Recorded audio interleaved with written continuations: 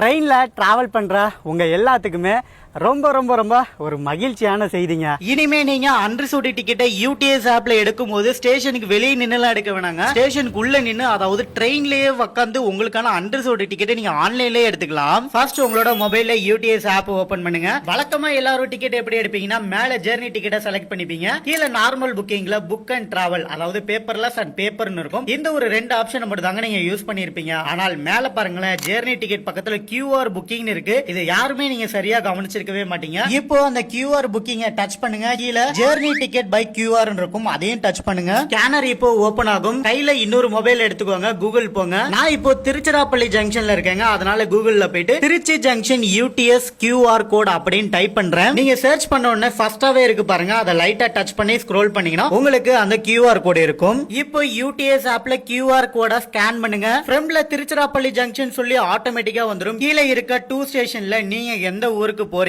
அதற்கான டிக்கெட் எடுத்துக்கோங்க. நான் ஒரு எக்ஸாம்பிளுக்கு தஞ்சாவூர் ஜங்ஷன் போற மாதிரி உங்களுக்கு பண்ணி காட்ட போறேன். கீழே இருக்க ட்ரெயின் டைப்ல ஆர்டினரியை செலக்ட் பண்ணி அதற்கு கீழே இருக்கக்கூடிய புக் டிக்கெட்டை நம்ம டச் பண்ணோம்னா உங்களுடைய யூடிஎஸ் ஓட லாகின் கேக்கும். அதை போட்டீங்கன்னா ஆட்டோமேட்டிக்கா ஜிபே போகும். ஜிபேல பாஸ்வேர்டு போட்டீங்கன்னா உங்களுக்கு தேவையான அன்ரிசர்வ்டு டிக்கெட்டை ட்ரெயின்ல உட்காந்தே புக் பண்ணிடலாங்க. நீங்க ட்ரெயின் டிக்கெட்டை தொலைச்சிட்டாலோ இல்ல பிளாட்ஃபார்ம் டிக்கெட் எடுக்காம பிளாட்ஃபார்ம்குள்ள வந்துட்டாலோ இந்த மெத்தடை யூஸ் பண்ணிக்கோங்க. எமர்ஜென்சிக்கு ரொம்பவே ஹெல்ப்ஃபுல்லா இருக்கும்.